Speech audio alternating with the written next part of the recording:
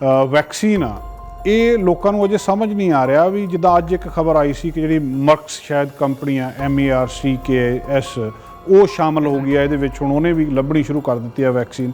ਇਹ ਸਾਰੀਆਂ ਕੰਪਨੀਆਂ ਕੀ ਅਲੱਗ-ਅਲੱਗ ਆਪਣੇ ਲੈਵਲ 'ਤੇ ਮਤਲਬ ਫਾਈਜ਼ਰ ਆ ਜਾਂ ਕੋਈ ਹੋਰ ਆ ਉਹ ਆਪਣੇ ਲੈਵਲ 'ਤੇ ਵੈਕਸੀਨ ਲੱਭ ਰਹੀਆਂ, ਜਾਂ ਜਿਸ ਕੰਟਰੀ ਦੇ ਵਿੱਚ ਹੈ ਵੀ ਅਮਰੀਕਾ ਆਪਣੀਆਂ ਕੰਪਨੀਆਂ ਨੂੰ ਸਪੋਰਟ ਕਰ ਰਿਹਾ, ਕੈਨੇਡਾ ਆਪਣੀਆਂ ਕੰਪਨੀਆਂ ਨੂੰ ਸਪੋਰਟ ਕਰ ਰਿਹਾ, ਅਤੇ ਜਿਹੜੀ ਇਹ ਸਾਰੀ ਦੁਨੀਆ ਦੇ ਵਿੱਚ ਰਿਸਰਚ ਹੋ ਰਹੀ ਆ ਕੀ ਇਹ ਇੱਕ ਦੂਜੇ ਨਾਲ ਡਾਟਾ ਸਾਂਝਾ ਕਰਦੇ ਆ ਵੀ ਅਸੀਂ ਹੁਣ ਕਿੱਥੇ ਕੁ ਪਹੁੰਚ ਗਏ, ਜਾਂ ਹਰ ਇੱਕ ਕੰਪਨੀ ਆਪਣਾ ਡਾਟਾ ਲੁਕੋ ਕੇ ਰੱਖੂਗੀ ਕਿ ਪਹਿਲਾਂ ਅਸੀਂ ਇਹਦੀ ਖੋਜ ਕਰਕੇ ਪੈਸੇ ਕਮਾ ਲਈਏ? ਇਹਦਾ ਹਿਸਾਬ ਕਿਤਾਬ ਕਿੱਦਾਂ ਹੁੰਦਾ ਜੀ? 10 ਬੰਦੇ ਆ, ਉਹਨਾਂ ਨੇ ਰੇਸ 'ਚ ਦੌੜਨਾ। ਹੁਣ ਹਰ ਇੱਕ ਬੰਦਾ ਆਪਣੀ ਆਪਣੀ ਪ੍ਰਿਪਰੇਸ਼ਨ ਕਰਕੇ ਆ ਰਿਹਾ, ਲੇਕਿਨ ਕੋਈ ਵੀ ਬੰਦਾ ਕਿਸੇ ਨਾਲ ਕਮਿਊਨੀਕੇਟ ਨਹੀਂ ਕਰਦਾ। ਸਾਰੇ ਕਹਿੰਦੇ ਆ ਵੀ ਮੇਰੇ ਕੋਲ ਕੋਚ ਹੈਗਾ, ਮੇਰੇ ਕੋਲ ਨਿਊਟ੍ਰੀਸ਼ਨਿਸਟ ਹੈਗਾ, ਮੇਰੇ को थेरेपिस्ट हैगा, मेरे को साइकोलॉजिस्ट हैगा, लेकिन कोई नहीं दस रहा भी अंदरों की है।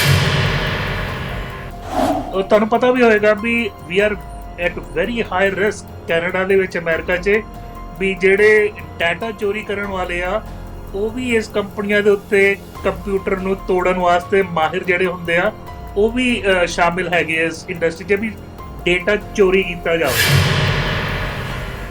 ਸੋ ਇਹਦੇ 'ਚ ਮਨੀ ਇਨਵੋਲਵਡ ਆ, ਔਰ ਜਿਹੜੀ ਡਰਗ ਕੰਪਨੀ ਸੇ ਆਪਣੇ ਵੱਲੋਂ ਪੈਸੇ ਇਨਵੈਸਟ ਕਰ ਰਹੀ ਆ ਤਾਂ ਕਿ ਉਹਨਾਂ ਨੂੰ ਮੋਟਾ ਇਹਦਾ ਫਾਇਦਾ ਹੋਵੇ। ਔਰ ਹਰ ਕੰਪਨੀ ਜਿਹੜੀ ਹੈਗੀ ਦੇਖੋ, ਇਹ ਫਾਈਜ਼ਰ ਆ, ਮਰਕ, ਇਹ ਦਵਾਈਆਂ ਵੀ ਬਣਾਉਂਦੇ ਆ, ਵੈਕਸੀਨ ਵੀ ਬਣਾਉਂਦੇ ਆ ਜਿੱਥੇ ਵੀ, ਕਿਉਂਕਿ ਹੁਣ ਜਿਹੜੀ ਦਵਾਈਆਂ ਹੈਗੀਆਂ ਉਹ ਰਾਈਟ ਨਾ ਉਹਨਾਂ ਨੂੰ ਪਤਾ ਵੀ ਕੋਵਿਡ ਦੇ ਉੱਤੇ ਕੰਮ ਇੰਨੀਆਂ ਕਰਨ ਵਾਲੀਆਂ ਦਵਾਈਆਂ ਨਹੀਂ ਬਣਦੀਆਂ, ਕੰਮ ਕਰਨ ਵਾਲੀ ਬਣੂਗੀ ਵੈਕਸੀਨ। ਸੋ ਸਾਰੀ ਇਹ ਜਿਹੜੀ ਦਵਾਈਆਂ ਵਾਲੀ ਕੰਪਨੀਆਂ ਹੁਣ ਵੈਕਸੀਨ ਦੇ ਵਿੱਚ ਇਨਵੈਸਟ ਕਰ ਰਹੀਆਂ ਤਾਂ ਕਿ ਉੱਥੋਂ ਮੋਟੀ ਕਮਾਈ ਕਰ ਸਕੇ। ਹੁਣ ਦੂਜੇ ਪਾਸੇ ਜਿਹੜਾ ਮਾਡਲ ਹੈਗਾ ਵੀ ਨਹੀਂ ਜੀ ਜਦ ਤੱਕ ਵੈਕਸੀਨ ਨਹੀਂ ਆਊਗੀ ਅਸੀਂ ਨਹੀਂ ਭੇਜਣਾ, ਮੇਰੇ ਖਿਆਲ ਨਾਲ ਉਹ ਗਲਤ ਮਾਡਲ ਹੈ। ਕਿਉਂਕਿ ਅਗਰ 18 ਮਹੀਨੇ ਬੱਚਾ ਘਰ ਬੈਠਾ ਉਹ ਠੀਕ ਹੈ, ਵਰਚੁਅਲ ਲਰਨਿੰਗ ਥੋੜੀ ਬਹੁਤ ਕਰ ਲੂਗਾ, ਲੇਕਿਨ ਬੱਚੇ ਨੂੰ ਬੱਚੇ ਦਾ ਸੰਗ ਚਾਹੀਦਾ, ਉਹਨੂੰ ਸੋਸ਼ਲ ਜਿਹੜੀ ਹੈਗੀ ਲਰਨਿੰਗ ਚਾਹੀਦੀ ਹੈ, ਟੀਚਰ ਜਿਹੜੀ ਹੈਗੀ ਆ ਕਲਾਸਰੂਮ 'ਚ ਉਹ ਸਟਰਕਚਰ ਚਾਹੀਦਾ। ਹਾਂਜੀ, ਬ੍ਰਿਟਿਸ਼ ਕੋਲੰਬੀਆ 'ਚ ਡਾਕਟਰ ਬੌਨੀ ਹੈਨਰੀ ਕਹਿੰਦੇ ਆ ਵੀ ਮੈਨੂੰ ਬੜੀ ਖੁਸ਼ੀ ਹੋਈ ਆ ਵੀ ਮੈਂ ਰਿਪੋਰਟ ਨਹੀਂ ਕੀਤੀ ਵੀ ਅੱਜ ਕੋਈ ਡੈਥ ਹੋਈ ਆ। ਦੇਖੋ ਸਿਰਫ 7 ਲੋਕ ICU 'ਚ ਹੈਗੇ। ਜਦੋਂ ICU 'ਚ ਕੋਵਿਡ ਵਾਲਾ ਜਾਂਦਾ ਉਹਦਾ BC ਦੇ ਵਿੱਚ ਕਰੀਬਨ 60-65% ਚਾਂਸ ਆ ਵੀ ਉਹ ਨਹੀਂ ਸਰਵਾਈਵ ਹੋਗਾ, 30-40% ਚਾਂਸ ਹੈਗਾ ਵੀ ਉਹ ਸਰਵਾਈਵ ਵੀ ਹੋ ਜਾਊਗਾ। ਚਲੋ ਜਿਹੜੇ 7 ਆ ਅਸੀਂ ਐਂਟੀਸਪੇਟ ਕਰੀਏ ਉਹਦੇ ਵਿੱਚੋਂ 3-4 ਜਿਹੜੀਆਂ ਫੋਰਕਾਸਟ 'ਚ ਮੌਤਾਂ ਹੈਗੀਆਂ, ਲੇਕਿਨ ਅਗਰ ਆਪਾਂ ਦੇਖੀਏ ਤੇ ICU ਦੇ ਨੰਬਰ ਬਹੁਤ ਘੱਟ ਗਏ ਆ, ਐਡਮਿਸ਼ਨ ਦੇ ਨੰਬਰ ਬਹੁਤ ਘੱਟ ਗਿਆ। ਸਿਰਫ 300 ਲੋਕ ਹੈਗੇ ਜਿਹੜੇ ਇਸ ਰੋਗ ਤੋਂ ਪੀੜਿਤ ਆ, ਔਰ ਬਹੁਤੇ ਸਾਰੇ ਘਰ ਬੈਠੇ ਜਿਹੜੇ ਬਿਲਕੁਲ ਠੀਕ ਆ।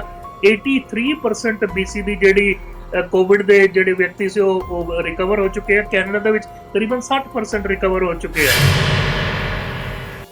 ਟਰਬਲ ਬ੍ਰਾਜ਼ੀਲ 'ਚ ਬਹੁਤ ਜ਼ਿਆਦਾ ਵੱਧ ਰਹੀ ਆ, ਬ੍ਰਾਜ਼ੀਲ ਦੇ ਨੰਬਰ ਵੱਧ ਰਹੇ ਆ, ਮੌਤਾਂ ਵੱਧ ਰਹੀਆਂ। ਬ੍ਰਾਜ਼ੀਲ ਦਾ ਜਿਹੜਾ ਉਹਨਾਂ ਦਾ ਨਾ ਨੇਟਿਵ ਪੋਪੂਲੇਸ਼ਨ ਆ, ਜਿਹੜਾ ਇੰਡੀਜੀਨਸ ਪੋਪੂਲੇਸ਼ਨ ਆ, ਉਹ 2 ਤੋਂ 3 ਵਾਰੀ ਜ਼ਿਆਦਾ ਅਫੈਕਟਡ ਹੈ ਤੇ ਜ਼ਿਆਦਾ ਮੌਤਾਂ ਹੋ ਰਹੀਆਂ। ਮੇਬੀ ਉਹਨਾਂ ਨੂੰ ਇਹ ਕਦੀ ਵੀ ਵਾਇਰਸ ਪਹਿਲਾਂ ਐਕਸਪੋਜ਼ ਨਾ ਹੋਇਆ ਹੋਏ, ਮੇਬੀ ਉਹਨਾਂ ਦੇ ਕੋਈ ਜੈਨੇਟਿਕ ਪ੍ਰੋਬਲਮ ਆ, ਜਾਂ ਉਹਨਾਂ ਨੂੰ ਡਾਇਬਟੀਜ਼ ਆ, ਜਾਂ ਉਹਨਾਂ ਦੇ ਕੋਲ ਇੰਨੇ ਰਿਸੋਰਸਿਸ ਨਹੀਂ ਆ। ਹਿੰਦੁਸਤਾਨ ਦੇ ਵਿੱਚ ਵੀ ਕੇਸਿਸ ਬਹੁਤ ਜੰਪ ਹੋ ਰਹੇ ਆ। ਸਭ ਤੋਂ ਜ਼ਿਆਦਾ ਬੰਬੇ ਜਿਹੜੀ ਮੇਰੀ ਜਨਮ ਭੂਮੀ ਹੈਗੀ, ਜਿੱਥੇ ਮੈਂ ਮੁੱਢਲੇ ਆਪਣੇ ਸਾਲ ਬਿਤਾਏ ਆ, ਕਿਉਂਕਿ ਉੱਥੇ ਸਲਮ ਏਰੀਆ ਤੋਂ ਬਹੁਤ ਆ ਰਹੇ ਆ, ਬੈਡਸ ਦੀ ਸ਼ਾਰਟੇਜ ਪਈ ਹੋਈ ਆ, ਕੋਪ ਕਰਨ ਦੀ ਪੂਰੀ ਕੋਸ਼ਿਸ਼ ਕਰ ਰਹੇ ਆ। ਅਹਿਮਦਾਬਾਦ ਔਰ ਬੰਬੇ ਇਹ 2 ਬਿਗ ਸਿਟੀਜ਼ ਆ ਜਿਹਦੇ ਸਭ ਤੋਂ ਜ਼ਿਆਦਾ ਕੋਵਿਡ, ਔਰ ਮੈਨੂੰ ਲੱਗਦਾ ਵੀ ਆਉਣ ਵਾਲੇ ਕੁਝ ਹਫ਼ਤੇ ਤੱਕ ਉੱਥੇ ਅਜੇ ਕੇਸ ਵੱਧ ਕੇ ਫੇਰ ਹੀ ਥੱਲੇ ਨੂੰ ਆਉਣਗੇ। ਰੋਜ਼ਾਨਾ ਦੀ ਤਰ੍ਹਾਂ ਅਸੀਂ ਅੱਜ ਜਾਣਕਾਰੀ ਦੇ ਲਈ ਜੁੜਦੇ ਹਾਂ ਡਾਕਟਰ ਪ੍ਰਗਟ ਸਿੰਘ ਪੁਰਜੀ ਉਹਨਾਂ ਦੇ ਨਾਲ ਆਪਾਂ ਗੱਲਬਾਤ ਕਰਦੇ ਹਾਂ। ਉਹ ਸਾਡੇ ਨਾਲ ਨੇ, ਸਾਨੂੰ ਜਾਣਕਾਰੀ ਦਿੰਦੇ ਨੇ ਇਹਨਾਂ ਬਹੁਤ ਸਾਰੇ ਮਸਲਿਆਂ ਦੇ ਉੱਤੇ, ਔਰ ਬੜੇ ਸੌਖੇ ਸ਼ਬਦਾਂ ਵਿੱਚ ਸਾਡੇ ਲਈ ਉਹ ਜਾਣਕਾਰੀ ਲੈ ਕੇ ਆਉਂਦੇ ਨੇ। ਅਤੇ ਸਾਡੇ ਕੋਲ ਇਸ ਵੇਲੇ COVID-19 ਦੀ ਕੀ ਪੋਜੀਸ਼ਨ ਆ, ਕੀ ਅਪਡੇਟ ਆ ਇਹਦੀ ਵੈਕਸੀਨ ਬਾਰੇ, ਇਹਦੀ ਵੈਕਸੀਨ ਕਦੋਂ ਕੁ ਆ ਸਕਦੀ ਆ, ਕਿੰਨੇ ਕੁ ਕੇਸਿਸ ਵੱਧ ਰਹੇ ਨੇ, ਬਹੁਤ ਸਾਰੇ ਸਵਾਲ ਨੇ ਲੋਕਾਂ ਦੇ। ਡਾਕਟਰ ਸਾਹਿਬ ਬਹੁਤ ਬਹੁਤ ਸਵਾਗਤ ਹੈ ਜੀ ਆਇਆਂ ਨੂੰ। ਬਹੁਤ ਬਹੁਤ ਧੰਨਵਾਦ ਜਸਕਰਨ ਜੀ, ਤੇ ਸਾਰੇ ਦੇਖਣ ਵਾਲਿਆਂ ਨੂੰ ਪਿਆਰ ਭਰੀ ਸਤਿ ਸ੍ਰੀ ਅਕਾਲ, ਨਮਸਤੇ, ਸਲਾਮ, ਆਦਾਬ, ਵਾਹਿਗੁਰੂ ਜੀ ਕਾ ਖਾਲਸਾ, ਵਾਹਿਗੁਰੂ ਜੀ ਕਾ ਖਾਲਸਾ, ਵਾਹਿਗੁਰੂ ਜੀ ਕੀ ਫਤਿਹ। ਡਾਕਟਰ ਸਾਹਿਬ ਅੱਜ ਇੱਕ ਗੱਲ ਜਿਹੜੀ ਅਸੀਂ ਸਭ ਤੋਂ ਪਹਿਲਾਂ ਪੁੱਛਣਾ ਚਾਹੁੰਦੇ ਹਾਂ ਕਿ ਜਿਹੜੀ ਅੱਜ ਸਾਡੇ ਮਾਨਯੋਗ ਪ੍ਰਧਾਨ ਮੰਤਰੀ ਹੋਰਾਂ ਨੇ ਵੀ ਇਹ ਗੱਲ ਕਹੀ ਆ ਕਿ ਜਿਹੜੇ ਲੌਂਗ ਟਰਮ ਕੇਅਰ ਹੋਮ ਦੇ ਵਿੱਚ ਬਜ਼ੁਰਗ ਨੇ ਉੱਥੇ ਸਾਡੇ ਕੋਲੋਂ ਕੋਤਾਹੀ ਹੋਈ ਆ, ਉਹਨਾਂ ਨੂੰ ਉਸ ਤਰ੍ਹਾਂ ਸਾਂਭਿਆ ਨਹੀਂ ਗਿਆ ਜਿੱਦਾਂ ਸਾਂਭਿਆ ਜਾਣਾ ਚਾਹੀਦਾ ਸੀ। ਇਹ ਕਿੱਥੇ ਗੜਬੜ ਹੋਈ ਜੀ? ਉੱਥੇ ਕੇਅਰ ਨਹੀਂ ਹੋਈ ਜਾਂ ਕਿਸ ਕਿਸਮ ਦਾ ਉੱਥੇ ਜਿਹੜੀ ਇਹ ਗਲਤੀਆਂ ਹੋਈਆਂ ਜੀ? ਜਦ ਓਨਟਾਰੀਓ ਦੇ ਪ੍ਰੀਮੀਅਰ ਡਗ ਫੋਰਡ ਨੇ ਰਿਪੋਰਟ ਪੜ੍ਹੀ ਜਿਹੜੀ ਕੈਨੇਡੀਅਨ ਆਰਮ ਫੋਰਸ ਨੇ ਤਿਆਰ ਕੀਤੀ, ਕਿਉਂਕਿ ਤੁਹਾਨੂੰ ਪਤਾ ਕਿਊਬੈਕ ਔਰ ਓਨਟਾਰੀਓ 'ਚ ਬਹੁਤ ਜ਼ਿਆਦਾ ਰੈਸੀਡੈਂਸ਼ੀਅਲ ਕੇਅਰ ਹੋਮ 'ਚ ਵਾਇਰਸ ਸਪਰੈਡ ਸੀ, ਅਜੇ ਵੀ ਹੈਗਾ, ਔਰ ਉੱਥੇ ਹੀ ਲਗਾਤਾਰ ਮੌਤਾਂ ਹੋ ਰਹੀਆਂ, ਲਗਭਗ 80 ਤੋਂ 90% ਮੌਤਾਂ ਉੱਥੇ ਹੀ ਹੋ ਰਹੀਆਂ। ਸੋ ਉਹ ਆਰਮ ਫੋਰਸਿਸ ਸੱਦੀ ਗਈ ਸੀ ਵੀ ਹੈਲਪ ਕਰਨ ਵਾਸਤੇ, ਕਿਉਂਕਿ ਇਹ ਡਿਜ਼ਾਸਟਰ ਜਾਂ ਐਮਰਜੈਂਸੀ ਡਿਕਲੇਅਰ ਹੋ ਗਈ ਸੀ। ਜਦ ਆਰਮ ਫੋਰਸਿਸ ਨੇ ਰਿਪੋਰਟ ਤਿਆਰ ਕਰਕੇ ਮਾਨਯੋਗ ਪ੍ਰੀਮੀਅਰ ਡਗ ਫੋਰਡ ਨੂੰ ਦਿੱਤੀ, ਤੇ ਡਗ ਫੋਰਡ ਉਹਨਾਂ ਦੇ ਓਪਨਿੰਗ ਸਟੇਟਮੈਂਟ ਸੀ ਵੀ ਮੇਰੀ ਆਂਤੜੀਆਂ ਰੋ ਪਈਆਂ ਵੀ ਇੰਨੀ ਭਿਆਨਕ ਰਿਪੋਰਟ ਸੀ। ਔਰ ਦੇਖੋ, ਇੰਨਾ ਵਿਕਸਿਤ ਮੁਲਕ, ਅਮੀਰ ਮੁਲਕ, ਪਰ ਕੈਪੀਟਾ ਜਿਹੜੀ ਸਾਡੀ ਆ 40 ਤੋਂ 50 ਹਜ਼ਾਰ ਡਾਲਰ ਪਰ ਬੰਦੇ ਦੀ ਇਨਕਮ ਆ, ਉਹਦੇ ਬਾਵਜੂਦ ਜਿਹੜੀ ਇਹ ਬਜ਼ੁਰਗਾਂ ਦੀ ਦੇਖ ਰੇਖ ਆ ਇਹ ਠੀਕ ਨਾ ਹੋਈ। ਔਰ ਉਹਦੇ ਚ 5 ਜਿਹੜੇ ਓਨਟਾਰੀਓ ਦੇ ਸੂਬੇ ਆ, ਨੰਬਰ 1 ਤੇ ਪਿਕਰਿੰਗ, ਬਰੈਂਪਟਨ, ਸਕਾਰਬਰੋ, ਇਟੀਬਿਕੋਕ ਤੇ ਇੱਕ ਹੋਰ ਹੈਗਾ, ਮੈਨੂੰ ਇੰਨਾ ਜ਼ਿਆਦਾ ਨੌਲੇਜ ਨਹੀਂ ਹੈਗੀ ਓਨਟਾਰੀਓ ਦੀ, ਲੇਕਿਨ ਜਿਹੜਾ ਪਿਕਰਿੰਗ ਦਾ ਜਿਹੜਾ ਕੇਅਰ ਹੋਮ ਹੈਗਾ ਉਹਦੇ ਸਭ ਤੋਂ ਜ਼ਿਆਦਾ ਜਿਹੜੀ ਹੈਗੀਆਂ ਉਲੰਘਣਾ ਹੋਈਆਂ। ਔਰ ਜਦੋਂ ਆਰਮ ਫੋਰਸਿਸ ਉੱਥੇ ਹੈਗੇ ਵੀ ਸੀ, ਵਾਚ ਕਰ ਰਹੇ ਸੀ, ਹੈਲਪ ਕਰ ਰਹੇ ਸੀ, ਉਹਨਾਂ ਨੇ ਜੋ ਦ੍ਰਿਸ਼ ਦੇਖਿਆ ਉਹ ਬਿਆਨ ਕੀਤਾ ਵੀ ਜਿਹੜੇ ਬਜ਼ੁਰਗ ਬਿਮਾਰ ਆ ਉਹ ਲੰਮੇ ਪਈ, ਉਹਨਾਂ ਨੂੰ ਰੋਟੀ ਪਾਣੀ ਖਵਾਈ ਜਾ ਰਿਹਾ, ਉਹ ਚੋਕਿੰਗ ਵੀ ਹੋ ਰਹੀ ਹੈ, ਚੋਕਿੰਗ ਹੋ ਕੇ ਉਹਨਾਂ ਦਾ ਖਾਣਾ ਫਸ ਰਿਹਾ, ਲੇਕਿਨ ਉਹਨਾਂ ਨੂੰ ਕੋਈ ਦੇਖ ਰੇਖ ਵਾਸਤੇ ਨਹੀਂ। ਦੇਖੋ ਕਿੰਨੀ ਭਿਆਨਕ ਸਿਚੁਏਸ਼ਨ ਹੈ। ਦੂਜਾ, ਇੱਕ ਬਜ਼ੁਰਗ ਦੀ ਚੂਲ ਟੁੱਟੀ ਹੋਈ ਆ, ਜਿਹਨੂੰ ਕਹਿੰਦੇ ਆ ਹਿਪ ਫ੍ਰੈਕਚਰ ਹੋਇਆ ਹੋਇਆ, ਕਿਸੇ ਨੂੰ ਚੇਤਾ ਨਹੀਂ ਵੀ ਉਹਦਾ ਕੀ ਕਰਨਾ। ਉਹਨਾਂ ਨੇ ਉਹਨੂੰ ਫਿਰ ਲੈ ਕੇ ਹਸਪੀਟਲ ਸ਼ਿਫਟ ਕੀਤਾ। ਕਾਫੀ ਬਜ਼ੁਰਗ ਇਦਾਂ ਦੇ ਸੀ ਜਿਨ੍ਹਾਂ ਦਾ ਟੱਟੀ ਔਰ ਪਿਸ਼ਾਬ ਬੈੱਡ 'ਚ ਹੀ ਹੈਗਾ ਸੀ, ਕਈ ਮਤਲਬ ਸਮੇਂ ਵਾਸਤੇ ਨਾ ਸਾਫ ਸਫਾਈ ਨਾ ਕੋਈ ਦੇਖਣ ਆਇਆ। 3 ਮੀਲਸ ਉਹਨਾਂ ਨੂੰ ਚਾਹੀਦੀਆਂ, ਲੇਕਿਨ 3 ਮੀਲਸ ਵੀ ਪੂਰੀ ਤਰ੍ਹਾਂ ਫੀਡ ਨਹੀਂ ਕੀਤੀਆਂ ਜਾ ਰਹੀਆਂ ਸੀ। ਉੱਥੇ ਮੱਖੀਆਂ ਸਨ, ਕਾਕਰੋਚਿਸ ਸਨ, ਗੰਦਗੀ ਸੀ, ਔਰ ਜਿਹੜੇ ਸਟਾਫ ਕੰਮ ਕਰਦੇ ਆ ਉਹਨਾਂ ਦੀ ਨੌਲੇਜ ਇੰਪਰੋਪਰ ਸੀ। ਉਹਨਾਂ ਨੂੰ ਇਹ ਵੀ ਨਹੀਂ ਪਤਾ ਸੀ ਵੀ ਪਰਸਨਲ ਪ੍ਰੋਟੈਕਟਿਵ ਇਕਵਿਪਮੈਂਟ ਜਾਂ ਮਾਸਕ ਵਗੈਰਾ ਸਹੀ ਤਰ੍ਹਾਂ ਕਿੱਦਾਂ ਲਾਉਣਾ। ਉਹ ਗੁੱਸੇ ਵਿੱਚ ਸੀ, ਐਜੀਟੇਟਿਡ ਸੀ ਵੀ ਜਦੋਂ ਓਵਰਵਰਕ ਹੋਇਆ ਹੁੰਦਾ, ਉਹਨਾਂ ਨੂੰ ਘੱਟ ਪੇ ਮਿਲੀ ਹੁੰਦੀ ਆ। ਦੂਜੇ ਕਾਫੀ ਬਜ਼ੁਰਗ ਆ, ਉਹਨਾਂ ਨੂੰ ਦਵਾਈਆਂ ਦਿੱਤੀਆਂ ਜਾ ਰਹੀਆਂ ਸੀ ਵੀ ਇਹ ਤੰਗ ਨਾ ਕਰਨ, ਵੀ ਇਹ ਰੈਸਟ ਕਰ ਲੈਣ, ਸੋ ਲੈਣ, ਵੀ ਇਹ ਸਾਨੂੰ ਬਿਪਤਾ 'ਚ ਨਾ ਪਾਉਣ। ਬਜ਼ੁਰਗਾਂ ਨੇ ਕਿਹਾ ਵੀ ਅਸੀਂ ਏਦਾਂ ਫੀਲ ਕਰ ਰਹੇ ਹਾਂ ਵੀ ਜਿੱਦਾਂ ਅਸੀਂ ਜੇਲ੍ਹ 'ਚ ਜੀ ਰਹੇ ਹਾਂ ਔਰ ਸਾਡਾ ਕੋਈ ਹੱਕ ਨਹੀਂ ਹੈਗਾ। ਸੋ ਇਹਦੇ ਵਿੱਚ ਜਿਹੜਾ ਪਿਕਰਿੰਗ ਦਾ ਜਿਹੜਾ ਉਹਨਾਂ ਦਾ ਸੈਂਟਰ ਆ, ਜਿੱਥੇ 77 ਮੌਤਾਂ ਹੋ ਚੁੱਕੀਆਂ ਔਰ 200 ਅਜੇ ਵੀ ਪੋਜ਼ਿਟਿਵ ਕੇਸ ਹੈਗੇ ਆ, ਉਹਦੇ against class action law suit start ਕਰ ਦਿੱਤਾ ਹੈ ਪ੍ਰਧਾਨ ਮੰਤਰੀ ਨੇ। ਬਾਕੀ ਜਿਹੜੇ 4 ਹੋਰ ਏਰੀਆਸ ਹੈਗੇ ਆ, ਉਹਨਾਂ ਦੀ ਵੀ ਤਹਿਕੀਕਾਤ ਹੋ ਰਹੀ ਹੈ। ਮੇਰੇ ਖਿਆਲ ਨਾਲ ਉਹਨਾਂ ਦੇ ਅਗੇਂਸਟ ਵੀ ਲਾਅ ਸੂਟ ਆਊਗਾ। ਦੇਖੋ, ਇਹ ਜਿਹੜੇ ਕੇਅਰ ਹੋਮਸ ਹੈਗੇ ਆ, ਇਹਨਾਂ ਨੂੰ ਬਕਾਇਦਾ ਵਧੀਆ ਫੰਡਿੰਗ ਦਿੱਤੀ ਜਾਂਦੀ ਹੈ ਵੀ ਬਜ਼ੁਰਗਾਂ ਦੀ ਦੇਖ ਰੇਖ ਕਰਨੀ, ਲੇਕਿਨ ਕਿਉਂਕਿ ਇਹ ਪ੍ਰਾਈਵੇਟ ਰਨ ਹੈਗੇ ਆ, ਪ੍ਰੋਫਿਟ ਵਾਸਤੇ ਹੈਗੇ ਆ, ਤੇ ਇੱਥੇ ਉਹ EMPLOY ਕਰਦੇ ਆ ਜਿਹੜੇ EMPLOYER ਸਭ ਤੋਂ ਘੱਟ ਵੇਜਸ 'ਚ ਕੰਮ ਕਰਨ। ਉਹਨਾਂ ਨੂੰ ਫਿਰ 3-3 4-4 ਘੰਟੇ ਦੀ ਜੌਬ ਦਿੰਦੇ ਤਾਂ ਕਿ ਉਹ ਪੱਕਿਆ ਨਾ ਹੋ ਸਕਣ, ਉਹਨਾਂ ਦੀ ਜਿਹੜੀ ਬੈਨੀਫਿਟਸ ਨਾ ਮਿਲੇ, ਡੈਂਟਲ, ਮੈਡੀਕਲ, ਫਾਰਮੇਸੀ ਜਾਂ ਜੋ ਵੀ ਹੁੰਦੀ ਐਕਸਟੈਂਡਡ ਹੈਲਥ ਬੈਨੀਫਿਟ। ਉਹ ਵਿਚਾਰੇ 2 ਜਾਂ 3 ਹੋਰ ਜੌਬਾਂ ਕਰਕੇ ਮਸਾਂ ਆਪਣਾ ਪਰਿਵਾਰ ਚਲਾਉਂਦੇ ਆ। ਦੂਜਾ, ਉਹਨਾਂ ਨੂੰ ਕੋਈ ਟ੍ਰੇਨਿੰਗ ਨਹੀਂ ਦਿੱਤੀ ਜਾਂਦੀ। ਤੀਜਾ, ਉਹਨਾਂ ਨੂੰ ਬਸ ਇੱਕ ਵਾਰੀ ਦਿਖਾਇਆ ਜਾਂਦਾ ਵੀ ਏਦਾਂ ਫੀਡ ਕਰਨਾ। ਉਹ ਆਪਣੀ ਜਿਵੇਂ ਉਹਨਾਂ ਦੇ ਕਸੂਰ ਨਹੀਂ ਆ। ਸੋ ਬੇਸਿਕਲ ਸਾਨੂੰ ਇਹ ਸਿਸਟਮ ਓਵਰਹਾਲ ਕਰਨਾ ਪੈਣਾ। ਗਵਰਨਮੈਂਟ ਨੂੰ ਜਿਹੜੇ ਹੈਗੇ ਰੈਗੂਲੇਟਰਸ ਲੈ ਕੇ ਆਉਣੇ ਪੈਣੇ ਆ, ਇਹਨੂੰ ਰੈਗੂਲੇਟ ਕਰਨਾ ਪੈਣਾ। ਅਗਰ ਆਪਾਂ ਦੇਖੀਏ, ਸਭ ਤੋਂ ਜ਼ਿਆਦਾ ਮੌਤਾਂ ਕੈਨੇਡਾ 'ਚ ਰੈਸੀਡੈਂਸ਼ੀਅਲ ਕੇਅਰ ਹੋਮ ਦੀਆਂ ਹੋਈਆਂ, 79% ਤੋਂ ਜ਼ਿਆਦਾ, ਭਾਵੇਂ BC ਤੋਂ ਲੈ ਕੇ ਆਪਾਂ ਓਨਟਾਰੀਓ ਤੱਕ, ਭਾਵੇਂ ਕਿਊਬੈਕ ਤੱਕ ਦੇਖੀਏ।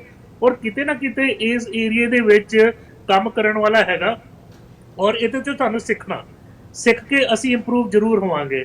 ਔਰ ਮੈਨੂੰ ਇੱਦਾਂ ਲੱਗਦਾ ਵੀ ਪ੍ਰੋਫਿਟ ਵਾਲੇ ਜਿਹੜੇ ਰੈਸੀਡੈਂਸ਼ੀਅਲ ਕੇਅਰ ਹੋਮ ਆ ਉਹ ਬੰਦ ਕਰ ਦੇਣੇ ਚਾਹੀਦੇ ਆ। ਇਹ ਨਾਨ ਪ੍ਰੋਫਿਟ ਆਰਗੇਨਾਈਜੇਸ਼ਨ ਹੋਣਾ ਚਾਹੀਦਾ। ਤੁਸੀਂ ਦੇਖੋ, ਇੱਕ ਮਿਸਾਲ ਹੈਗੀ ਆ, ਚਰਨਪਾਲ ਗਿੱਲ ਉਹਨਾਂ ਨੇ ਜਿਹੜੀ ਸਥਾਪਿਤ ਕੀਤੀ ਆ ਪਿਕਸ ਦੀ, ਉਹ ਨਾਨ ਪ੍ਰੋਫਿਟ ਹੈਗਾ। ਔਰ ਉਹਦੇ ਵਿੱਚ ਦੇਖੋ ਇੱਕ ਵੀ ਕੇਸ ਸਾਹਮਣੇ ਨਹੀਂ ਆਇਆ ਪਿਕਸ ਦੇ ਵਿੱਚ, ਕਿਉਂਕਿ ਉਹਦੇ ਵਿੱਚ ਜਿੰਨਾ ਵੀ ਉਹ ਪੈਸਾ ਹੈਗਾ ਉਹ ਬਜ਼ੁਰਗਾਂ ਤੇ ਖਰਚਿਆ ਜਾਂਦਾ। ਸਟਾਫ ਐਜੂਕੇਟਿਡ ਹੈ, ਬਕਾਇਦਾ ਉਹਨਾਂ ਦੀ ਟ੍ਰੇਨਿੰਗ ਹੁੰਦੀ ਆ। ਜੇ ਬੇਨ ਸਾਹਿਬ ਜਿਹੜੇ ਹੈਗੇ ਉਹਨਾਂ ਦੇ ਕੋਆਰਡੀਨੇਟਰ ਹੈਗੇ ਜਿਹੜੇ ਟੀਚਿੰਗ ਵਾਸਤੇ, ਮੈਂ ਵੀ ਡਾਕਟਰ ਚੀਮਾ ਵੀ ਹੋਰ ਵੀ ਡਾਕਟਰ ਜਾਂਦੇ ਆ, ਉਹਨਾਂ ਨੇ ਹਰ ਮਹੀਨੇ ਕੋਈ ਨਾ ਕੋਈ, ਚਲੋ ਹੁਣ ਤਾਂ ਕੋਵਿਡ ਕਰਕੇ ਨਹੀਂ ਆ ਰਹੇ, ਉਹਨਾਂ ਨੇ ਐਜੂਕੇਸ਼ਨ ਦੇ ਸੈਮੀਨਾਰ ਰੱਖੇ ਹੁੰਦੇ ਆ, ਕਲੀਨਿਨੈਸ ਇੰਨੀ ਵਧੀਆ, ਸਿੰਗਲ ਰੂਮ 'ਚ ਹੈਗੇ ਆ। ਸੋ ਸਾਨੂੰ ਇਹਦੇ ਵਿੱਚ ਨਾ ਜ਼ਿਆਦਾ ਫੋਕਸ ਕਰਨੀ ਚਾਹੀਦੀ ਆ। ਜਿਹੜੇ ਨਾਨ ਪ੍ਰੋਫਿਟ ਵਾਲੇ ਹੋਣ, ਜਿਹੜੇ ਵੀ ਅਦਾਰੇ ਬਕਾਇਦਾ ਹੀ ਬਜ਼ੁਰਗਾਂ ਦੀ ਸੇਵਾ ਵਿੱਚ ਸਥਾਪਿਤ ਹੋ ਰਹੇ ਆ। ਸੋ ਇਹਨੇ ਇੱਕ ਕਿਸਮ ਦਾ ਮੈਨੂੰ ਕਾਫੀ ਫੋਨ ਕਾਲ ਆਏ ਬੰਬੇ ਤੋਂ ਵੀ ਤੁਹਾਡੀ ਕੰਟਰੀ 'ਚ ਕੀ ਹੋ ਰਿਹਾ ਬਜ਼ੁਰਗਾਂ ਦਾ। ਤੁਸੀਂ ਦੇਖੋ ਹਿੰਦੁਸਤਾਨ 'ਚ ਵੀ ਬਹੁਤ ਘੱਟ ਰੈਜ਼ੀਡੈਂਸ਼ੀਅਲ ਕੇਅਰ ਹੋਮ ਕੁਝ ਸਿਟੀਜ਼ 'ਚ ਹੈਗੇ ਆ। ਭਾਵੇਂ ਗਰੀਬ ਵੀ ਇਨਸਾਨ ਹੋਏ ਤਾਂ ਵੀ ਬਜ਼ੁਰਗ ਦੀ ਆਪਾਂ ਸੇਵਾ ਜਾਂ ਦੇਖਭਾਲ ਕਰਦੇ ਆ। ਸਾਡਾ ਕਲਚਰ ਹੈਗੀ, ਸਾਡੀ ਸਭਿਅਤਾ ਹੈਗੀ ਆ, ਸਾਡੀ ਸੰਸਕ੍ਰਿਤੀ ਹੈਗੀ ਆ। ਸੋ ਸਾਨੂੰ ਉਹ ਵੈਲਿਊਸ ਲੈ ਕੇ ਆਉਣੇ ਚਾਹੀਦੇ, ਕਿਉਂਕਿ ਇਹੀ ਬਜ਼ੁਰਗ ਅੱਜ ਤੋਂ 50-60 ਸਾਲ ਪਹਿਲਾਂ ਇੱਕ ਕੰਟਰੀ ਨੂੰ ਚਲਾਉਣ 'ਚ ਆਪਣਾ ਯੋਗਦਾਨ ਦੇ ਰਹੇ ਸੀ। ਉਹਨਾਂ ਨੇ ਟੈਕਸਿਸ ਭਰੇ ਹੋਏ ਆ, ਉਹਨਾਂ ਨੇ ਮਿਹਨਤਾਂ ਕੀਤੀਆਂ ਹੋਈਆਂ, ਤੇ ਹੁਣ ਉਹਨਾਂ ਦਾ ਜਿਹੜਾ ਅਖੀਰਲਾ ਟਾਈਮ ਆ ਉਹ ਆਪਾਂ ਰੋਲੀਏ ਨਾ ਤੇ ਬਕਾਇਦਾ ਉਹਨਾਂ ਦੀ ਸੇਵਾ ਤੇ ਆਪਾਂ ਜੁਟੀਏ।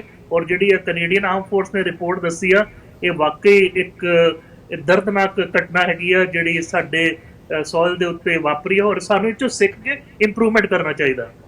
ਡਾਕਟਰ ਸਾਹਿਬ ਬ੍ਰਿਟਿਸ਼ ਕੋਲੰਬੀਆ, ਜੀ ਪਲੀਜ਼। ਹਾਂਜੀ, ਬ੍ਰਿਟਿਸ਼ ਕੋਲੰਬੀਆ 'ਚ ਡਾਕਟਰ ਬੌਨੀ ਹੈਨਰੀ ਕਹਿੰਦੇ ਆ ਵੀ ਮੈਨੂੰ ਬੜੀ ਖੁਸ਼ੀ ਹੋਈ ਆ ਵੀ ਮੈਂ ਰਿਪੋਰਟ ਨਹੀਂ ਕੀਤੀ ਵੀ ਅੱਜ ਕੋਈ ਡੈਥ ਹੋਈ ਆ। ਦੇਖੋ ਸਿਰਫ 7 ਲੋਕ ਆਈਸੀਯੂ 'ਚ ਹੈਗੇ।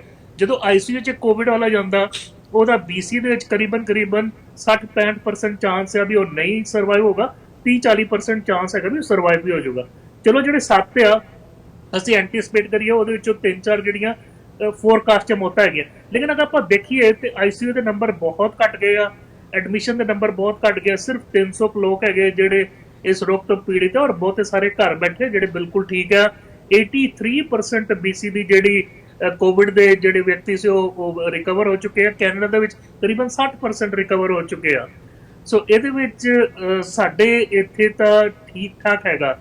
ਟਰਬਲ ਬ੍ਰਾਜ਼ੀਲ 'ਚ ਬਹੁਤ ਜ਼ਿਆਦਾ ਵੱਧ ਰਹੀ ਆ, ਬ੍ਰਾਜ਼ੀਲ ਦੇ ਨੰਬਰ ਵੱਧ ਰਹੇ ਆ, ਮੌਤਾਂ ਵੱਧ ਰਹੀਆਂ। ਬ੍ਰਾਜ਼ੀਲ ਦਾ ਜਿਹੜਾ ਉਹਨਾਂ ਦਾ ਨਾ ਨੇਟਿਵ ਪੋਪੂਲੇਸ਼ਨ ਆ, ਜਿਹੜਾ ਇੰਡੀਜੀਨਸ ਪੋਪੂਲੇਸ਼ਨ ਆ, ਉਹ 2 ਤੋਂ 3 ਵਾਰੀ ਜ਼ਿਆਦਾ ਅਫੈਕਟਡ ਹੈ ਤੇ ਜ਼ਿਆਦਾ ਮੌਤਾਂ ਹੋ ਰਹੀਆਂ। ਮੇਬੀ ਉਹਨਾਂ ਨੂੰ ਇਹ ਕਦੀ ਵੀ ਵਾਇਰਸ ਪਹਿਲਾਂ ਐਕਸਪੋਜ਼ ਨਾ ਹੋਇਆ ਹੋਏ, ਮੇਬੀ ਉਹਨਾਂ ਦੇ ਕੋਈ ਜੈਨੇਟਿਕ ਪ੍ਰੋਬਲਮ ਆ, ਜਾਂ ਉਹਨਾਂ ਨੂੰ ਡਾਇਬਟੀਸ ਆ, ਜਾਂ ਉਹਨਾਂ ਦੇ ਕੋਲ ਇੰਨੇ ਰਿਸੋਰਸਿਸ ਨਹੀਂ ਆ। ਹਿੰਦੁਸਤਾਨ ਦੇ ਵਿੱਚ ਵੀ ਕੇਸਿਸ ਬਹੁਤ ਜੰਪ ਹੋ ਰਹੇ ਆ। ਸਭ ਤੋਂ ਜ਼ਿਆਦਾ ਬੰਬੇ, ਜਿਹੜੀ ਮੇਰੀ ਜਨਮ ਭੂਮੀ ਹੈਗੀ, ਜਿੱਥੇ ਮੈਂ ਮੁੱਢਲੇ ਆਪਣੇ ਸਾਲ ਬਿਤਾਏ ਆ, ਕਿਉਂਕਿ ਉੱਥੇ ਸਲਮ ਏਰੀਆ ਤੋਂ ਬਹੁਤ ਆ ਰਹੇ ਆ, ਬੈਡਸ ਦੀ ਸ਼ਾਰਟੇਜ ਪਈ ਹੋਈ ਆ, ਕੋਪ ਕਰਨ ਦੀ ਪੂਰੀ ਕੋਸ਼ਿਸ਼ ਕਰ ਰਹੇ ਆ। ਅਹਿਮਦਾਬਾਦ ਔਰ ਬੰਬੇ, ਇਹ 2 ਬਿਗ ਸਿਟੀਜ਼ ਆ ਜਿਹਦੇ ਸਭ ਤੋਂ ਜ਼ਿਆਦਾ ਕੋਵਿਡ, ਔਰ ਮੈਨੂੰ ਲੱਗਦਾ ਵੀ ਆਉਣ ਵਾਲੇ ਕੁਝ ਹਫ਼ਤੇ ਤੱਕ ਉੱਥੇ ਅਜੇ ਕੇਸ ਵੱਧ ਕੇ ਫੇਰ ਹੀ ਥੱਲੇ ਨੂੰ ਆਣਗੇ। ਡਾਕਟਰ ਸਾਹਿਬ 2 ਸਾਡੇ ਸਾਹਮਣੇ ਮਾਡਲ ਆ ਰਹੇ ਆ ਸਕੂਲਾਂ ਦੇ ਮਾਮਲੇ ਦੇ ਵਿੱਚ। ਸਾਊਥ ਕੋਰੀਆ ਦੇ ਵਿੱਚ ਸਕੂਲ ਖੁੱਲ੍ਹ ਰਹੇ ਨੇ, ਪਰ ਉਹਨਾਂ ਨੇ ਜਿਹੜਾ ਉਹ ਗਲਾਸ ਦੀ ਪਲਾਸਟਿਕ ਦੀਆਂ ਸ਼ੀਟਸੀਆਂ ਲਾ ਕੇ ਸੈਪਰੇਟ ਸਾਰਿਆਂ ਨੂੰ ਕਰ ਦਿੱਤਾ ਬੱਚਿਆਂ ਨੂੰ। ਫਿਲੀਪੀਨ ਦੇ ਪ੍ਰੈਜ਼ੀਡੈਂਟ ਨੇ ਇਹ ਗੱਲ ਕਹੀ ਆ ਕਿ ਜਿੰਨਾ ਚਿਰ ਕੋਵਿਡ-19 ਦੀ ਵੈਕਸੀਨ ਨਹੀਂ ਆਉਂਦੀ ਅਸੀਂ ਸਕੂਲ ਨਹੀਂ ਖੋਲ੍ਹਣੇ। ਸਾਡੇ ਇੱਥੇ ਵਿੱਚ ਵਿਚਾਲਾ ਅੱਧ ਪਚੱਧ ਖੁੱਲ੍ਹ ਰਿਹਾ। ਸਾਡੇ ਫੇਸਬੁੱਕ ਦੇ ਉੱਤੇ ਅਸੀਂ ਜਦੋਂ ਇਸ ਵੇਲੇ ਲਾਈਵ ਆ, ਕਰਨੈਲ ਸਿੰਘ ਹੁਣੀ ਦੱਸ ਰਹੇ ਆ ਕਿ ਆਸਟ੍ਰੇਲੀਆ ਦੇ ਵਿੱਚ ਸਕੂਲ ਖੁੱਲ੍ਹ ਗਏ ਆ। ਤੁਹਾਨੂੰ ਕੀ ਲੱਗਦਾ ਕਿ ਕਿਹੜਾ ਮਾਡਲ ਫੋਲੋ ਕੀਤਾ ਜਾਊਗਾ, ਜਿੱਥੇ ਬਿਲਕੁਲ ਵੈਕਸੀਨ ਆਉਣ ਤੋਂ ਪਹਿਲਾਂ ਸਕੂਲ ਨਹੀਂ ਖੋਲ੍ਹਣੇ, ਜਾਂ ਇਸ ਵੇਲੇ ਸਾਡੇ ਕੋਲ ਜਿਹੜੀ ਉਦਾਹਰਨ ਹੈਗੀ ਕੁਝ ਦੇਸ਼ਾਂ ਦੀ ਕਿ ਪ੍ਰੀਕਾਸ਼ਨਸ ਦੇ ਨਾਲ ਸਕੂਲ ਖੋਲ੍ਹੇ ਜਾ ਰਹੇ ਆ? ਦੇਖੋ ਜਸਕਰਨ ਜੀ, ਵੈਕਸੀਨ ਆਉਣ ਨੂੰ ਭਾਵੇਂ ਅਗਰ ਆਪਾਂ ਲੱਕੀ ਹੋਈਏ ਵੀ ਵੈਕਸੀਨ ਵਾਕਈ ਹੀ ਆਊਗੀ, ਉਹਨੂੰ 12 ਤੋਂ 18 ਮਹੀਨੇ ਪਏ ਹੋਏ, ਔਰ 12 ਤੋਂ 18 ਮਹੀਨੇ ਬਹੁਤ ਲੰਬਾ ਟਾਈਮ ਹੈਗਾ। ਡਾਕਟਰ ਬੌਨੀ ਹੈਨਰੀ ਜਿਹੜੀ ਸਾਨੂੰ ਬਹੁਤ ਸੋਹਣੀ ਗਾਈਡੈਂਸ ਦੇ ਰਹੇ ਬ੍ਰਿਟਿਸ਼ ਕੋਲੰਬੀਆ 'ਚ, ਉਹਨਾਂ ਨੇ ਜਦ ਦੇਖਿਆ ਵੀ ਕਰੀਬਨ 5,500 ਬੱਚਾ ਜਦੋਂ ਲੋਕਡਾਊਨ ਸੀ ਉਦੋਂ ਵੀ ਸਕੂਲਾਂ 'ਚ ਜਾ ਰਿਹਾ ਸੀ, ਕਿਉਂਕਿ ਉਹਨਾਂ ਦੇ ਮਾਂ-ਬਾਪ ਫਰੰਟ ਲਾਈਨ ਵਰਕਰ ਸੀ, ਭਾਵੇਂ ਉਹ ਹੈਲਥ ਦੇ ਵਿੱਚ ਸੀ, ਗਰੋਸਰੀ ਟਰੱਕਿੰਗ, ਜੋ ਵੀ ਉਹਨਾਂ ਦਾ ਕਿੱਟ ਸੀ, ਵੀ ਉਹ ਐਸੈਂਸ਼ੀਅਲ ਵਰਕਰ 'ਚ, ਔਰ ਉਹਨਾਂ ਦੇ ਵਿੱਚ 0 ਕੇਸਿਸ ਪਾਏ ਗਏ ਜਿਹੜੇ ਬੱਚੇ ਸਕੂਲ ਗਏ। ਸੋ ਆਲਰੇਡੀ ਡੇਟਾ ਹੈਗਾ। ਅਸੀਂ ਮੰਨਦੇ ਹਾਂ ਰਿਸਕ ਹੈਗਾ। ਰਿਸਕ ਦੇਖੋ ਇੱਦਾਂ ਕਦੀ 0 ਤੇ ਨਹੀਂ ਜਾਊਗਾ, ਕਿਉਂਕਿ ਇਹ ਜਿਹੜੀ ਪੈਂਡੇਮਿਕ ਆ, ਅੱਜ ਹੀ WHO ਨੇ ਸਟੇਟਮੈਂਟ ਦਿੱਤੀ ਆ ਵੀ ਇੱਥੇ ਕੇਸਿਸ ਘਟਨੇ ਸ਼ੁਰੂ ਹੋ ਗਏ। ਇਹਦਾ ਮਤਲਬ ਇਹ ਨਹੀਂ ਵੀ ਪੈਂਡੇਮਿਕ ਖਤਮ ਹੋ ਗਿਆ। ਅਜੇ ਪੈਂਡੇਮਿਕ ਤਾਂ ਪਈ ਹੋਈ ਆ, ਫਸਟ ਵੇਵ ਇਹਦਾ ਚੱਲ ਰਿਹਾ ਅਜੇ। ਫਸਟ ਵੇਵ ਬ੍ਰਾਜ਼ੀਲ 'ਚ ਵੀ ਆ, ਇੰਡੀਆ 'ਚ ਵੀ ਆ, ਸ਼ਾਇਦ ਅਫਰੀਕਨ ਕੰਟਰੀਜ਼ 'ਚ ਵੀ ਜਾਊਗਾ ਹੋਰ। ਸੋ ਇਹਦੇ ਵਿੱਚ ਕਦੀ ਨਾ ਕਦੀ ਤਾਂ ਸਾਨੂੰ ਅਦਾਰੇ ਖੋਲ੍ਹਣੇ ਪੈਣੇ ਆ। ਅੱਜ ਵੀ ਮੈਂ ਆਫਿਸ ਗਿਆ ਔਰ ਮੈਂ 50-60% ਵਰਚੁਅਲ ਕੰਮ ਕੀਤਾ, ਔਰ 40% ਆਏ। ਹੋਰ ਸਾਰਿਆਂ ਨੂੰ ਮੈਂ ਪੁੱਛਿਆ, ਮੈਂ ਆਪਣੀ ਵੀ ਸਰਵੇ ਕੀਤੀ ਔਰ ਮੇਰੇ ਪੇਸ਼ੈਂਟਸ ਦੇ ਵਿੱਚ 100% ਨੇ ਕਿਹਾ ਅਸੀਂ ਬੱਚੇ ਨਹੀਂ ਭੇਜਾਂਗੇ। ਮਤਲਬ ਸਾਡੇ ਪੈਰੈਂਟਸ ਜਿਹੜੇ ਆ ਉਹ ਬਹੁਤ ਜ਼ਿਆਦਾ ਕੌਸ਼ੀਅਸ। ਮੈਂ ਉਹਨਾਂ ਨੂੰ ਕਿਹਾ ਵੀ ਜੂਨ ਤੋਂ ਖੁੱਲ ਰਹੇ ਸਕੂਲ, ਵੀ ਤੁਸੀਂ ਭੇਜੋਗੇ? ਉਹ ਕਹਿੰਦੇ ਨਹੀਂ ਭੇਜਣੇ ਅਸੀਂ ਇਹ ਸਭ। ਸੋ ਕਾਫੀ ਪੈਰੈਂਟਸ ਨੇ ਆਪਣਾ ਡਿਸੀਜਨ ਬਣਾ ਲਿਆ। ਲੇਕਿਨ ਮੈਂ ਕਹਿੰਦਾ ਵੀ ਸਕੂਲੇ ਜਦੋਂ ਬੱਚੇ ਜਾਂਦੇ ਆ ਉਹਨਾਂ ਨੂੰ ਹੈਂਡ ਵਾਸ਼ਿੰਗ ਸਿਖਾਈ ਜਾਊਗੀ, ਫਿਜ਼ੀਕਲ ਡਿਸਟੈਂਸ ਰਹੂਗਾ, ਉਹ ਆਪਣਾ ਮਾਸਕ ਲੈ ਕੇ ਆ ਸਕਦੇ, ਗੋਗਲਸ ਲੈ ਕੇ ਆ ਸਕਦੇ ਆ, ਪਰਸਨਲ ਪ੍ਰੋਟੈਕਟਿਵ ਇਕਵਿਪਮੈਂਟ ਵੀ ਲੈ ਕੇ ਆ ਸਕਦੇ ਆ। ਰਿਸਕ ਬਹੁਤ ਲੋ ਆ, ਲੇਕਿਨ ਰਿਸਕ ਜ਼ੀਰੋ ਕਦੀ ਵੀ ਨਹੀਂ ਹੋਏਗਾ। ਈਵਨ ਹੁਣ ਆਪਾਂ ਜਿਹੜੇ ਲੋਕਡਾਊਨ ਤੋਂ ਫੇਜ਼ 2 ਤੇ ਆਏ ਆ, ਸੋ ਫਾਰ ਹਫਤਾ ਲੰਘ ਗਿਆ, ਕੇਸਿਸ ਨਹੀਂ ਵਧੇ, ਲੇਕਿਨ ਸਾਨੂੰ ਐਕਚੁਅਲੀ 1-2 ਹਫ਼ਤੇ ਬਾਅਦ ਹੋਰ ਪਤਾ ਲੱਗੂਗਾ ਵੀ ਉਸ ਫੇਜ਼ 2 ਚ ਆਉਣ ਤੋਂ ਬਾਅਦ ਵੀ ਕੇਸਿਸ ਵਧੇ ਕਿ ਨਹੀਂ ਵਧੇ। ਔਰ ਅਗਰ ਵਧਦੇ ਆ, ਲੈਟਸ ਸੇ ਵਧਦੇ ਆ, ਅਸੀਂ ਕੋਪ ਕਰ ਸਕਦੇ ਆ ਨਾ। ਜਿਹੜਾ ਬੱਚਿਆਂ ਦੇ ਵਿੱਚ ਜਿਹੜਾ ਹੈਗਾ ਕੋਵਿਡ ਉਦਾਂ ਵੀ ਬਹੁਤ ਘੱਟ ਹੈਗਾ, ਉਹਦਾ ਰਿਸਕ ਘੱਟ ਆ, ਉਹਦੀ ਇਨਸੀਡੈਂਸ ਘੱਟ ਆ। ਮਸਾ 3% ਸਾਨੂੰ ਰਿਪੋਰਟਿੰਗ ਮਿਲ ਰਹੀ ਹੈ ਨਾਰਥ ਅਮਰੀਕਾ 'ਚ ਵੀ ਬੱਚੇ ਇਨਫੈਕਟ ਹੁੰਦੇ ਆ। ਹਾਂ, ਮੈਂ ਜਦੋਂ ਸ਼ੇਅਰ ਕੀਤੀ ਸੀ ਉਹ ਰੇਅਰ ਸਿੰਡਰੋਮ ਸੀ। ਕੁਝ ਬੱਚਿਆਂ ਦੇ ਵਿੱਚ ਜਿਹੜਾ ਇਮਿਊਨ ਸਿਸਟਮ ਹੈ ਹਾਈਪਰ ਮੋਡ 'ਚ ਚਲਾ ਗਿਆ, ਜਿਹਦੇ ਵਿੱਚ ਮਲਟੀ ਆਰਗਨ ਇਨਫਲੇਮੇਸ਼ਨ ਹੋਇਆ, ਉਹ ਰੇਅਰ ਕੰਡੀਸ਼ਨ ਹੈ। ਲੇਕਿਨ ਆਮ ਜਿਹੜਾ ਬੱਚਾ ਹੈਗਾ ਉਹ ਬਹੁਤ ਲੋ ਰਿਸਕ 'ਚ ਹੈਗਾ। ਸੋ ਅਗੇਨ ਫਿਰ ਪੈਰੈਂਟਸ ਨੂੰ ਫੋਰਸ ਨਹੀਂ ਕੀਤਾ ਜਾ ਰਿਹਾ, ਪੈਰੈਂਟਸ ਨੂੰ ਚੋਇਸ ਦਿੱਤੀ ਜਾ ਰਹੀ ਹੈ ਵੀ ਦੇਖੋ ਸਕੂਲ ਖੁੱਲੇ ਆ, ਜਿਹੜੀ 6ਵੀਂ ਤੋਂ ਥੱਲੇ ਆ ਬੱਚੇ ਗ੍ਰੇਡ ਤੋਂ, ਉਹ 2 ਦਿਨ ਜਾਇਆ ਕਰਨਗੇ, ਤੇ ਦੂਜੇ ਜਿਹੜੇ ਵੱਡੇ ਗ੍ਰੇਡ 'ਚ ਉਹ 1 ਦਿਨ ਜਾਇਆ ਕਰਨਗੇ। ਉਹ ਰਹਿ ਗਏ 3-4 ਹਫ਼ਤੇ ਜੂਨ ਤੋਂ, ਉਹਦੇ ਤੇ ਜਿਹੜਾ ਹੈਗਾ ਇਹ ਪੈਰੈਂਟਸ ਨੂੰ ਡਿਸੀਜਨ ਲੈਣਾ ਪੈਣਾ। ਮੇਰੇ ਖਿਆਲ ਨਾਲ ਸਾਡਾ ਜਿਹੜਾ ਮਾਡਲ ਹੈਗਾ ਜਿਹੜਾ ਬ੍ਰਿਟਿਸ਼ ਕੋਲੰਬੀਆ ਦਾ, ਇਹ ਸਹੀ ਮਾਡਲ ਹੈਗਾ। ਲੇਕਿਨ ਪੈਰੈਂਟਸ ਕਿਉਂਕਿ ਬਹੁਤ ਡਰੇ ਹੋਏ ਆ, ਇਸ ਲਈ ਪੈਰੈਂਟਸ ਨੇ ਆਪਸ਼ਨ ਰੱਖੀ ਹੋਈ ਆ ਵੀ ਅਸੀਂ ਹੁਣ ਸੈਪਟੈਂਬਰ ਤੋਂ ਭੇਜਣਾ, ਉਹ ਵੀ ਠੀਕ ਆ। ਹੁਣ ਦੂਜੇ ਪਾਸੇ ਜਿਹੜਾ ਮਾਡਲ ਹੈਗਾ ਵੀ ਨਹੀਂ ਜੀ ਜਦ ਤੱਕ ਵੈਕਸੀਨ ਨਹੀਂ ਆਊਗੀ ਅਸੀਂ ਨਹੀਂ ਭੇਜਣਾ, ਮੇਰੇ ਖਿਆਲ ਨਾਲ ਉਹ ਗਲਤ ਮਾਡਲ ਹੈ। ਕਿਉਂਕਿ ਅਗਰ 18 ਮਹੀਨੇ ਬੱਚਾ ਘਰ ਬੈਠਾ, ਉਹ ਠੀਕ ਹੈ, ਵਰਚੁਅਲ ਲਰਨਿੰਗ ਥੋੜੀ ਬਹੁਤ ਕਰ ਲੂਗਾ, ਲੇਕਿਨ ਬੱਚੇ ਨੂੰ ਬੱਚੇ ਦਾ ਸੰਗ ਚਾਹੀਦਾ, ਉਹਨੂੰ ਸੋਸ਼ਲ ਜਿਹੜੀ ਹੈਗੀ ਲਰਨਿੰਗ ਚਾਹੀਦੀ ਹੈ, ਟੀਚਰ ਜਿਹੜੀ ਹੈਗੀ ਆ ਕਲਾਸਰੂਮ 'ਚ ਉਹ ਸਟਰਕਚਰ ਚਾਹੀਦਾ। ਸੋ ਐਕਸਟ੍ਰੀਮਸ ਦੋਵੇਂ ਠੀਕ ਨਹੀਂ ਹੈਗੇ, ਵਿੱਚ ਵਿਚਾਲੇ ਸਾਨੂੰ ਸਮਝੌਤਾ ਕਰਨਾ ਚਾਹੀਦਾ। ਡਾਕਟਰ ਸਾਹਿਬ, ਜਿਹੜਾ ਇਸ ਵੇਲੇ ਇੱਕ ਹੋਰ ਵੱਡਾ ਸਵਾਲ ਸਾਡੇ ਸਾਹਮਣੇ ਆ ਰਿਹਾ ਇਹ ਸਾਰੇ ਕੋਵਿਡ-19 ਦੇ ਮਾਮਲੇ ਨੂੰ ਲੈ ਕੇ, ਕਿ ਜਿਹੜੀ ਵੈਕਸੀਨ ਆ ਇਹ ਲੋਕਾਂ ਨੂੰ ਅਜੇ ਸਮਝ ਨਹੀਂ ਆ ਰਿਹਾ ਵੀ ਜਿੱਦਾਂ ਅੱਜ ਇੱਕ ਖਬਰ ਆਈ ਸੀ ਕਿ ਜਿਹੜੀ ਮਰਕਸ ਸ਼ਾਇਦ ਕੰਪਨੀ ਆ MERCKS ਉਹ ਸ਼ਾਮਲ ਹੋ ਗਈ ਆ ਇਹਦੇ ਵਿੱਚ। ਹੁਣ ਉਹਨੇ ਵੀ ਲੱਭਣੀ ਸ਼ੁਰੂ ਕਰ ਦਿੱਤੀ ਆ ਵੈਕਸੀਨ।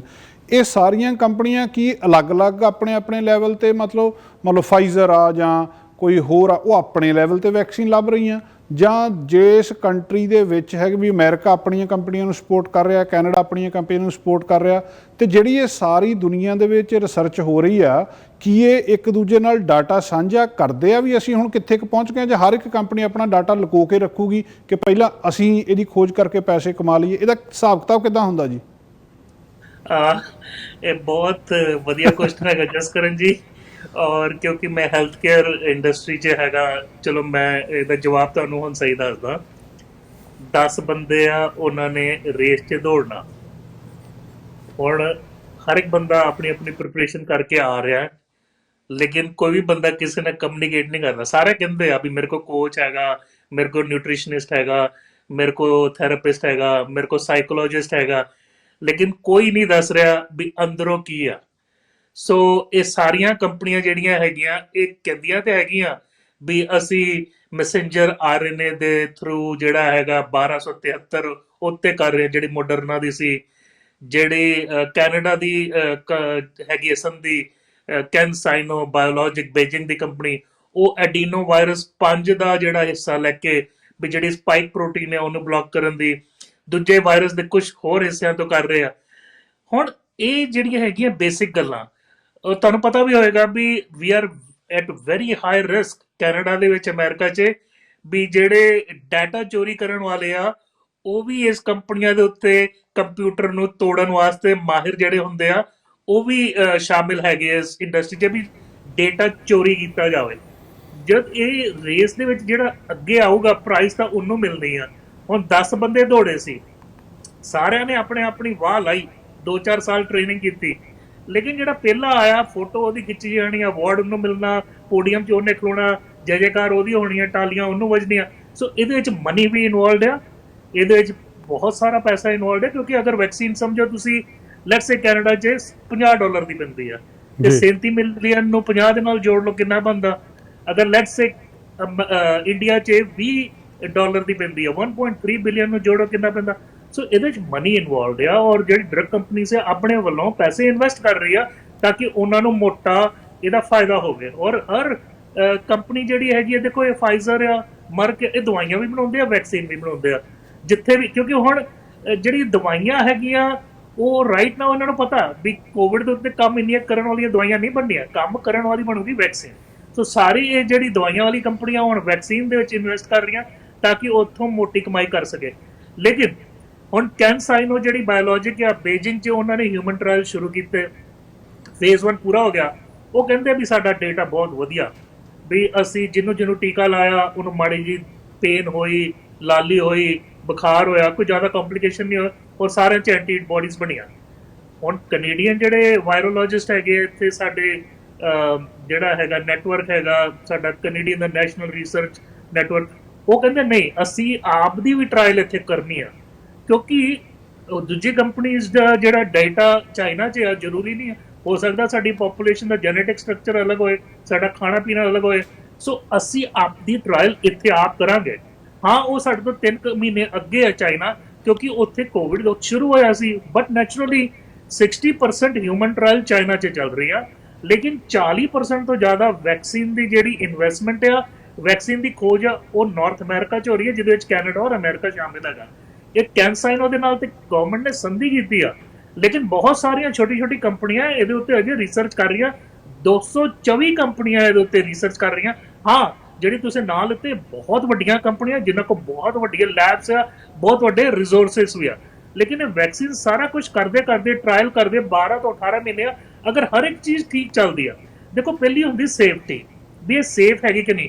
ਉਹ ਮੈਨੂੰ ਲੱਗਦਾ ਵੀ ਇਹ ਟਰਾਇਲ ਤੋਂ ਨਿਕਲ ਰਿਹਾ, ਮੋਡਰਨਾ ਵੀ ਨਿਕਲ ਗਿਆ ਤੇ ਕੈਨਸਾਈਨੋ ਬਾਇਓਲੋਜਿਕਸ ਵੀ ਨਿਕਲ ਗਿਆ ਵੀ ਸੇਫ ਲੱਗਦੀ ਹੈ। ਹੁਣ ਦੂਜੇ ਟਰਾਇਲ 'ਚ ਦੇਖਣਾ ਵੀ ਜਿਹੜੇ 55 ਸਾਲ ਤੋਂ ਉੱਤੇ ਆ, 55 ਸਾਲ ਤੋਂ ਥੱਲੇ ਆ, ਉਹਨਾਂ ਦੇ ਵਿੱਚ ਕੀ ਕੰਮ ਕਰਦੀ ਆ, ਕਿੰਨੀ ਐਂਟੀਬੋਡੀਜ਼ ਬਣਾਉਂਦੀ ਆ, ਉਹਦਾ ਲੈਵਲ ਕਿੰਨੇ ਤੱਕ ਰਹਿੰਦਾ। ਜਿਹੜੀ ਤੀਜੀ ਫੇਜ਼ 3 ਟਰਾਇਲ ਆਉਗੀ, ਜਿਹਦੇ ਵਿੱਚ 3 ਤੋਂ 5000 ਕੈਂਡੀਡੇਟ ਆਲ ਓਵਰ ਵਰਲਡ ਲੈ ਕੇ ਚੱਲਣੇ ਪੈਣਗੇ, ਉਹ 6 ਮਹੀਨੇ ਚੱਲੂਗੀ। ਉਹਦੇ ਬਾਅਦ ਡੇਟਾ ਆਊਗਾ, ਡੇਟਾ ਸਿੰਥੇਸਾਈਜ਼ ਹੋਗਾ, ਉਹਦੇ ਬਾਅਦ ਨਿਰਣय ਹੋਗਾ, ਉਹਦੇ ਬਾਅਦ ਹੈਲਥ ਕੈਨੇਡਾ ਮਨਜ਼ੂਰੀ ਦੇਊਗਾ, ਉਹਦੇ ਬਾਅਦ ਵੈਕਸੀਨ ਰੈਪਿਡਲੀ ਡਿਵੈਲਪ ਹੋਗਾ।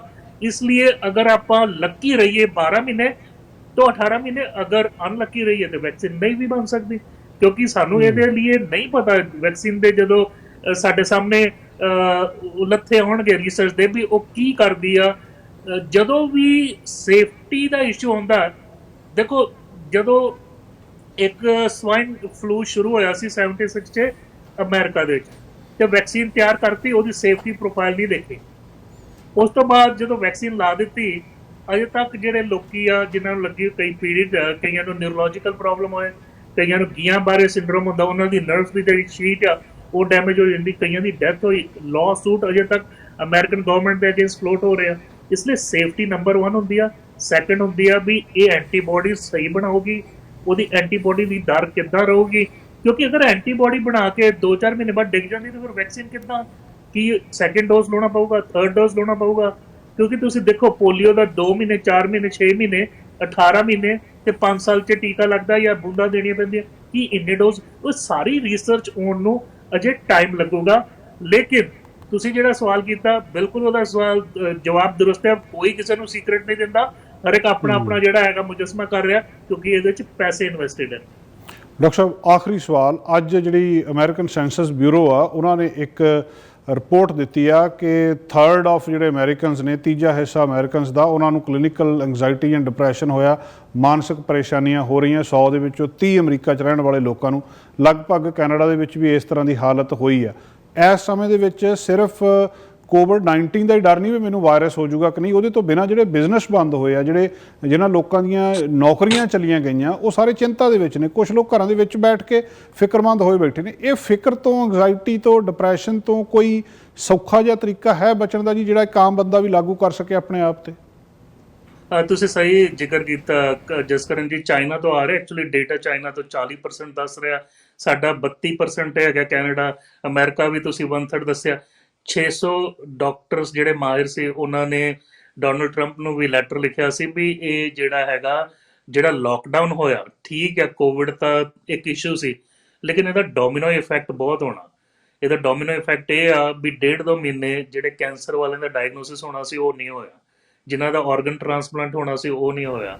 ਫਿਰ ਆ ਜਿਹੜੀ ਤੁਸੀਂ ਮਾਨਸਿਕ ਜਿਹੜੀ ਪਰੇਸ਼ਾਨੀਆਂ ਦੱਸੀਆਂ, ਐਂਗਜ਼ਾਈਟੀ, ਡਿਪਰੈਸ਼ਨ, ਕਈਆਂ ਦਾ ਜੌਬ ਹੈ ਪਰਮਨੈਂਟਲੀ ਚਲਾ ਜਾਣਾ, ਕਈਆਂ ਦਾ ਪਾਰਟ ਟਾਈਮ ਹੋ ਜਾਣਾ, ਕਈਆਂ ਨੂੰ ਜੌਬ ਨਹੀਂ ਮਿਲਦੇ, ਮਾਰਗੇजेस ਦਾ ਇਸ਼ੂ ਆ, ਰੋਟੀ ਦਾ ਇਸ਼ੂ ਆ, ਤੁਹਾਡੇ ਮਤਲਬ ਫਿਊਚਰ ਦਾ ਇਸ਼ੂ ਆ। ਅੱਜ ਇੱਕ ਕਪਲ ਆਇਆ ਸੀ, ਯੰਗ ਕਪਲ, ਉਹ ਟੋਰਾਂਟੋ ਤੋਂ ਇੱਥੇ ਮੂਵ ਹੋਏ ਸੀ, ਉਹਨਾਂ ਨੇ ਫਿਰ ਚਲੇ ਜਾਣਾ ਅਗਲੇ ਹਫਤੇ, ਕਿਉਂਕਿ ਉਹ ਕਹਿੰਦੇ ਵੀ ਉੱਥੇ ਟਰੱਕਿੰਗ 'ਚ ਉਹਨਾਂ ਨੂੰ ਜੌਬ ਜ਼ਿਆਦਾ ਅੱਛੇ ਮਿਲ ਰਹੇ ਆ।